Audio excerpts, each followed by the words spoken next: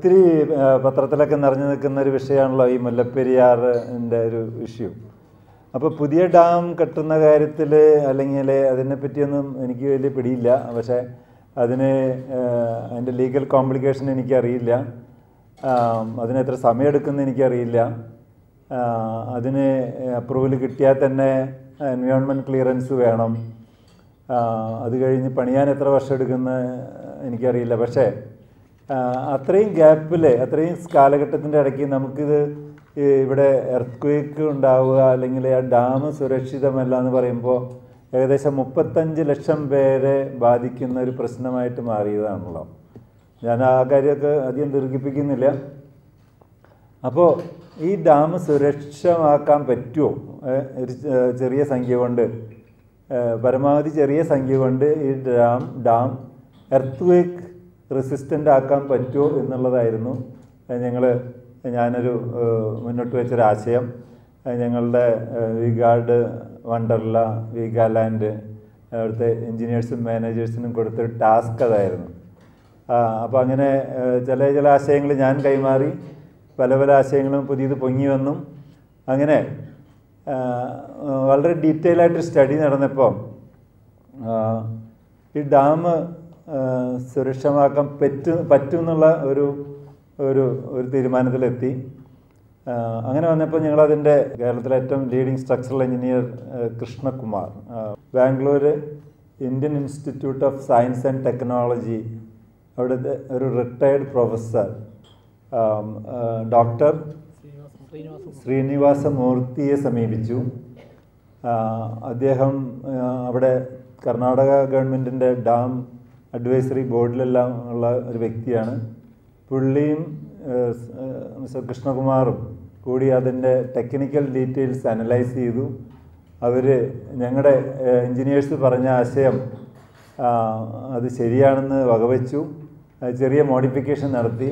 അങ്ങനെ ഒരു ചെറിയൊരു തുക കൊണ്ട്, അതായത് ഞാൻ ചെറിയതെന്ന് പറയാൻ കാരണം പുതിയ ഡാം പണിയുമ്പോൾ എത്ര 600 കോടി 800 കോടിയെന്നോ 1000 കോടി എന്നൊക്കെ പറയുന്നുണ്ട്. അങ്ങനെ ചെറിയൊരു തുക, അതിൻ്റെയൊക്കെ വെച്ച് നോക്കുമ്പോൾ ചെറിയൊരു തുക കൊണ്ട് ഈ ഡാം സുരക്ഷിതമാക്കാൻ പറ്റും. അതുപോലെ തന്നെ അതിനെടുക്കുന്ന സമയം 8 തൊട്ട് 10 മാസത്തിനുള്ളിൽ തീർക്കാൻ പറ്റുന്നതാണ് എക്സ്പെർട്ട് ഒപ്പീനിയൻ. അതിന് ചിലവാക്കേണ്ടി വരുന്ന തുക വെറും 55 കോടി രൂപ മാത്രമാണെന്നാണ് എസ്റ്റിമേറ്റ് എടുത്തപ്പോൾ പറയുന്നത്. അതാണ് എന്നെ ഏറ്റവും അട്രാക്റ്റ് ചെയ്തത്, 55 കോടി രൂപ. അതേസമയം ഇത് സുരക്ഷിതമാക്കാനായിട്ട് വീണ്ടും 400 കോടി 500 കോടി ചിലവാക്കണമെന്ന് പറയുകയാണെങ്കിൽ ഞാനിതുപോലൊരു പ്രസ് കോൺഫറൻസ് വിളിക്കില്ലായിരുന്നു. വെറും 55 കോടി രൂപയ്ക്ക് ഈ ഡാം സുരക്ഷിതമാക്കാമെങ്കിൽ എന്തുകൊണ്ട് ഈ 35 ലക്ഷം ആൾക്കാരുടെ ഈ ഭീതി മാറ്റാനായിട്ട് ഇത് ചെയ്തുകൂടാ എന്നുള്ളൊരു ആശയം വന്നു. CM-നും പിന്നെ കൺസേൺഡ് മിനിസ്റ്റേഴ്സിനും ഇൻക്ലൂഡിങ് ജസ്റ്റിസ് KT തോമസിനും എല്ലാം ജസ്റ്റ് പോസ്റ്റ് ചെയ്തിട്ടുണ്ട്. അങ്ങനെ നമ്മുടെ വീഗാലാൻഡിലെ എൻജിനീയേഴ്സൊക്കെ കൂടി ഒരു മോഡൽ ഉണ്ടാക്കിയിട്ടുണ്ട്. അപ്പോൾ ഞാൻ ആ മോഡലൊന്ന് എക്സ്പ്ലെയിൻ ചെയ്യാം. ആദ്യം എക്സാക്ട് സ്കെയിൽ മോഡലാണ്. ഇതിന്റെ ഹൈറ്റ്, ടോട്ടൽ ഹൈറ്റ് 175 ഫീറ്റ്. കരിങ്കല്ല് കെട്ടിയിട്ടുള്ള, വലിയ കരിങ്കല്ല് കെട്ടിയിട്ടുള്ള, വളരെ തിക്കായിട്ടുള്ള കരിങ്കല്ല് കെട്ടിയിട്ടുള്ള ഒരു വോളാണ് ഈ സൈഡില്. ഇവിടെ അതേപോലെ കരിങ്കല്ല് കെട്ടിയിട്ടാണ് ഇത് പണിത് തുടങ്ങിയിട്ടുള്ളത്. ഇതിന്റെ ഇടയ്ക്ക് സുർക്കി നിറച്ചിട്ടാണ് ഇതിന്റെ ഉള്ളിൽ നിറച്ചിരിക്കുന്നത്. അങ്ങനെ 2 സൈഡിൽ കരിങ്കല്ലും ചെറുതായി വന്നിട്ട് മുകളിൽ ഫിനിഷ് ചെയ്യുന്ന ഒരു ഡാമാണ്. ഇതിന് ഗ്രാവിറ്റി ഡാം എന്ന് പറയാം. പണ്ട് അത് ഗ്രാവിറ്റി ഡാം മാത്രമേ ഉണ്ടായിരുന്നുള്ളൂ. ഗ്രാവിറ്റി ഡാമിന്റെ പ്രത്യേകത എന്താണെന്ന് വെച്ച് കഴിഞ്ഞാൽ അത് സ്വയം അതിന്റെ വെയിറ്റ് കൊണ്ട് വെള്ളത്തെ തടഞ്ഞു നിർത്താൻ പറ്റും. നമ്മൾ പലരും ഇവിടെ കുട്ടനാട്ടുകാരുണ്ടാവും, മണ്ണ് കൊണ്ട് പണ്ടിടും. വെറും ചെടി മണ്ണ് കൂട്ടിയിട്ട് പണ്ടിട്ടിട്ട് വെള്ളം ബാക്കി. അതൊക്കെ വേണമെങ്കിൽ 5 അടി 10 അടി 15 അടി. പക്ഷെ ഇത് 175 ഫീറ്റ് ഹൈറ്റില് കരിങ്കല്ല് കൊണ്ടിട്ടാണ് ഇത് ക്രിയേറ്റ് ചെയ്തിരിക്കുന്നത്.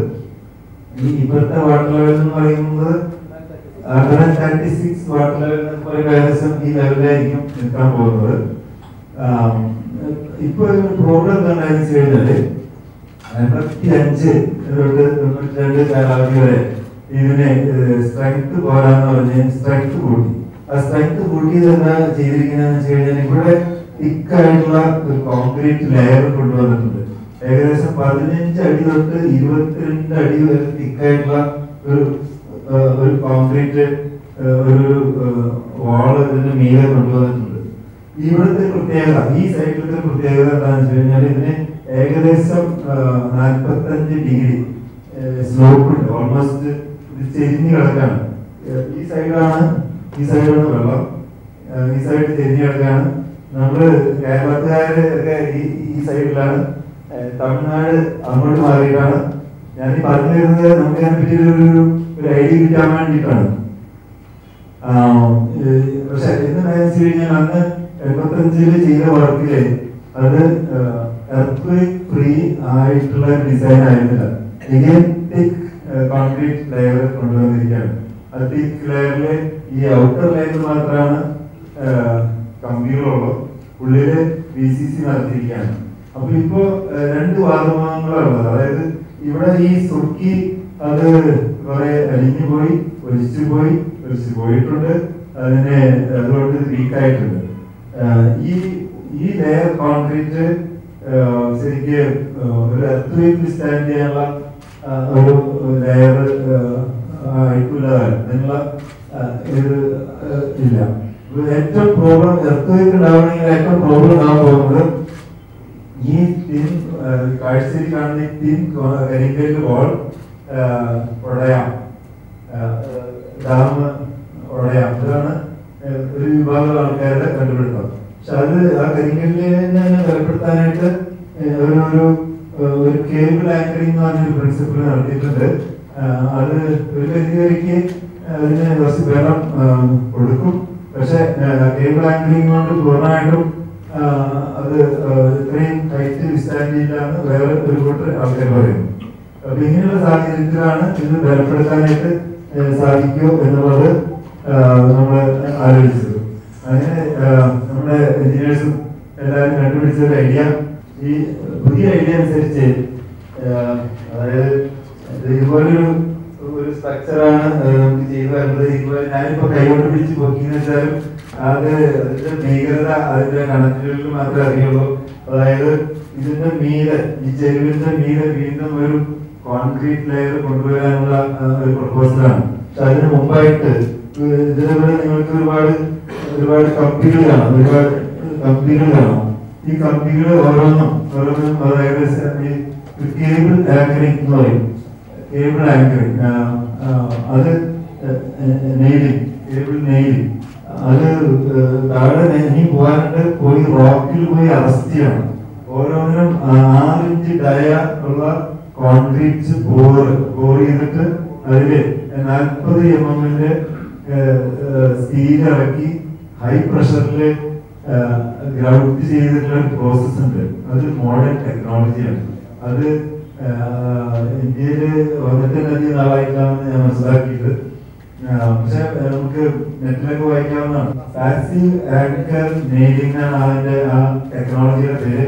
അതിനകത്ത് ഇത്രേ ഉള്ളൂ, ഈ കമ്പികളെല്ലാം കമ്പിന്ന് ചെയ്യുന്ന ഓരോ 4 ഇഞ്ച് വലുപ്പമുണ്ടായിട്ടോ. അത് റോക്കിൽ പോയി ലോക്ക് ചെയ്യണം. അപ്പോൾ ആക്ച്വലി ഡാമിന്റെ അത് സെയിം സ്ലോപ്പിലാണ്.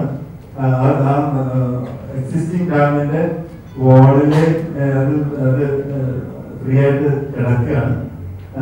ഇതിന്റെ പ്രോബ്ലം ശരിക്കും ഇങ്ങനെയുള്ളൊരു സർഫസിൽ പ്രോബ്ലം എന്താണെന്ന് വെച്ച് കഴിഞ്ഞാല് ഈ എർത്ത് വന്നാല് ഇത് സ്കിഡ് ചെയ്യാം, ഇത് സ്ലൈഡ് ചെയ്ത് സ്കിഡ് ചെയ്യും.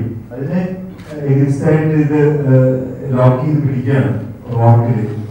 അതുകൂടാതെ ഇവിടെ ഈ ലെവലില്, അതായത് ഇവിടുന്ന് 2/3 ലെവൽ മാറിയിട്ട് ഈ ഒരു ലെവലില് പില്ലറുകൾ ഫോം ചെയ്യണം. അതായത് പില്ലറുകൾ മീൻസ് പൈലുകൾ ഫോം ചെയ്യണം.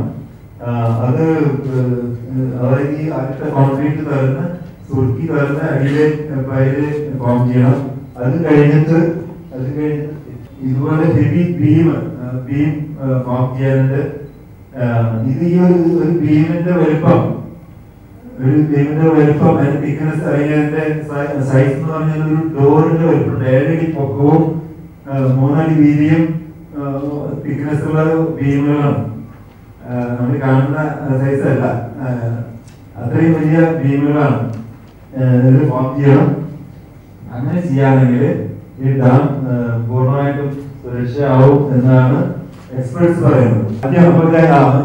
ഒരു കാര്യം പറഞ്ഞത്, ഒരു ചെറിയൊരു ക്വസ്റ്റ്യൻ വരാൻ പോകുന്നത്, ഇത്രയും സുരക്ഷിതമല്ലാത്തൊരു ഡാം കയറി പണിയാണെങ്കിൽ അത് പൊട്ടി ആകെ കുളമാക്കില്ലേ, ഉള്ള നിലപാട് തെറ്റിക്കില്ലേ എന്നുള്ളതായിരുന്നു. അപ്പൊ അതിന് ഇവർ സജസ്റ്റ് ചെയ്യുന്ന ആദ്യം അതിന്റെ നെയിലിംഗ് വർക്ക് ഒരിക്കലും ഡാമിനെ ദുർബലപ്പെടുത്തില്ല. കാരണം ഇന്നിപ്പോൾ അവിടെ നടന്നുകൊണ്ടിരിക്കുന്നത് തന്നെയാണ്, അതായത് ഒരു ഓഗറിങ്, അതായത് സാമ്പിൾ ടെസ്റ്റ് നടന്നുകൊണ്ടിരിക്കുന്നത് ഇതേ മെത്തേഡ് തന്നെയാണ്. അതായത് ഒരു 6 ഇഞ്ചോ 4 ഇഞ്ചോ തുറന്ന്, അപ്പൊ ഇതെല്ലാം 6 ഇഞ്ച് ഹോൾസാണ് തുറന്നിട്ടുള്ളത്. എന്നിട്ട് ഓരോന്ന് തുറന്നാലും അതപ്പുറം തന്നെ ഫില്ല് ചെയ്ത് കമ്പി ഇറക്കി ഒരു ഹോൾ ഇവിടെ തുറന്നാൽ പിന്നെ ഇവിടെ തുറന്ന് ഇവിടെ അതിനെ മാറി ചെയ്ത് ഇത് കംപ്ലീറ്റ് ചെയ്തെടുക്കും എന്നാണ് ഇവർ പറയുന്നത്. അപ്പൊ ഇത് ഫസ്റ്റ് നെയിലിംഗ് കഴിഞ്ഞാൽ ഇതിന് ഒരു ബേസ്, ഒരു ഫൗണ്ടേഷൻ ആദ്യം ബിൽഡ് ചെയ്യും. ഈ നമ്മൾ പണിയാൻ പോകുന്ന സ്ട്രക്ചറിന്റെ ഫസ്റ്റ് ഫൗണ്ടേഷൻ. നെക്സ്റ്റ് അത് കഴിഞ്ഞാൽ മീതെ ഒരു കാർപ്പറ്റ്, ഒരു ലെയർ കോൺക്രീറ്റ് വേണ്ടി വരും. കോൺക്രീറ്റിനോടൊപ്പം തന്നെ ഇത്രയും പോർഷനില് ബീം, നേരത്തെ കണ്ട beam and column and beam create ചെയ്യും. ദെൻ അടുത്ത ഈ ബാക്കിയുള്ള പോർഷനിൽ ഇതുപോലെ നെയിലിംഗ് വർക്ക് ചെയ്യും. അത് നെയിലിംഗ് വർക്ക് കഴിഞ്ഞാൽ വീണ്ടും അതിന്റെ ബേസ്മെന്റ് ക്രിയേറ്റ് ചെയ്യും. ബേസ്മെന്റ് ക്രിയേറ്റ് ചെയ്യാനായിട്ട് ചിലപ്പോൾ ഭൂമി കുറച്ചധികം തിരക്കണമായിരിക്കാം. അതാണ് മഞ്ഞളായി കാണിക്കുന്നത്. അത് കഴിഞ്ഞാൽ വീണ്ടും അതിന്റെ column and beam grid create ചെയ്യും. അത്രയും ക്രിയേറ്റ് ചെയ്ത് കഴിഞ്ഞാല് ഈ ഡാം ഏകദേശം ഹാഫ് ദിസ് ഹൈറ്റ് സുരക്ഷിതമാക്കിയിട്ടാണ് നമ്മൾ അത് ബോഡിയിൽ ഈ പില്ലറുകൾ ഇറക്കാൻ ഉദ്ദേശിക്കുന്നത്.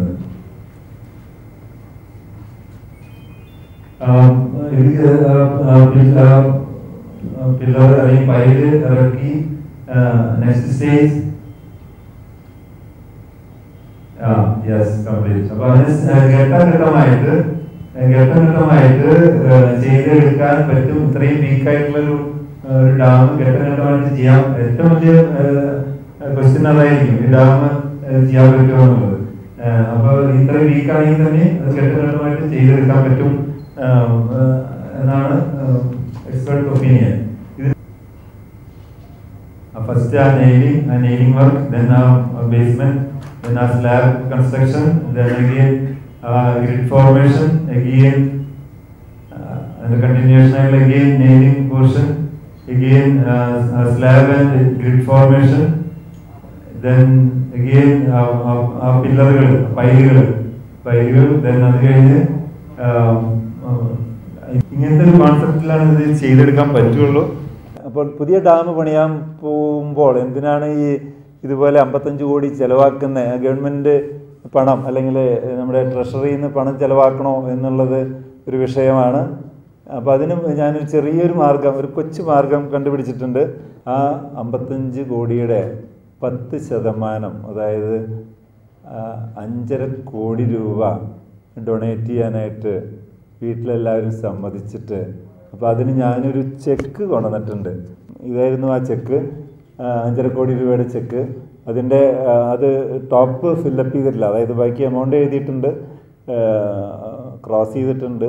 ടോപ്പിൽ അക്കൗണ്ട് നമ്പറോ അല്ലെങ്കിൽ അത് ട്രസ്റ്റിൻ്റെ ഒരു പ്രത്യേക ട്രസ്റ്റ് ഉണ്ടാക്കിയിട്ടാണോ അല്ലെങ്കിൽ പ്രത്യേക ഒരു എസ്ക്രോ അക്കൗണ്ട് ആണോ എന്നുള്ളതൊക്കെ തീരുമാനിക്കാനായിട്ട് വിഗാർഡ് ഗ്രൂപ്പിൻ്റെ വിഗാർഡ് അണ്ടർല ഗ്രൂപ്പിൻ്റെ ഓഡിറ്റേഴ്സ് ഡിലോയ്റ്റ് രാമചന്ദ്രൻ ഇവിടെയുണ്ട്, അതുമാതിരി സത്യനാരായണ വർമ്മ ഇവിടെയുണ്ട്. ഞാൻ ഈ ചെക്ക് ഒരു വിശ്വാസത്തിന്, നിങ്ങൾക്കൊക്കെ ഒരു ബോധ്യം വരാനായിട്ട്, അതായത് ഈ പ്രോജക്റ്റ് നടക്കും എന്നുള്ളൊരു വിശ്വാസത്തിന് വേണ്ടിയിട്ട് ഞാൻ ഈ ചെക്ക് ഒന്ന് കൈമാറാനായിട്ട് രാമേന്ദ്രൻ ചെയ്തു.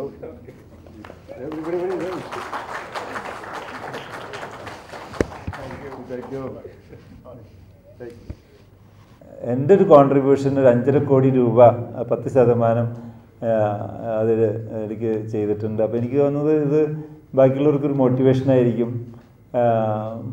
അതുകൊണ്ട് 55 കോടി രൂപ കണ്ടുപിടിക്കാനായിട്ട് ഒരു ബുദ്ധിമുട്ടും ഉണ്ടാവില്ല. ഓൺലി തിങ് നമ്മുടെ കേരള ഗവൺമെൻറ് അത് സമ്മതിക്കണം, തമിഴ്നാട് ഗവൺമെൻറ് അത് അംഗീകരിക്കണം, സുപ്രീം കോടതിയും സെൻട്രൽ ഗവൺമെൻറ്റും അത് എൻകറേജ് ചെയ്യണം. ഇത്രയേ വേണ്ടൂ. അത് 9 മാസം കൊണ്ട് പണി തീർക്കാം. ഇന്ന് തീരുമാനിക്കുകയാണെങ്കിൽ, അല്ലെങ്കിൽ വിത്തിൻ 21 ഡേയ്സ് തീരുമാനിക്കുകയാണെങ്കിൽ, പെട്ടെന്ന് മുന്നോട്ട് ചെയ്യുകയാണെങ്കിൽ അടുത്ത മഴ തുടങ്ങുന്നതിന് മുമ്പ്, അതായത് അടുത്ത ജൂൺ 15 മുമ്പായിട്ട് ഇതിൻ്റെ 50% വർക്കിങ്ങിന് തീർത്തു തരാൻ പറ്റുന്നതാണ് എക്സ്പെർട്സ് പറയുന്നത്.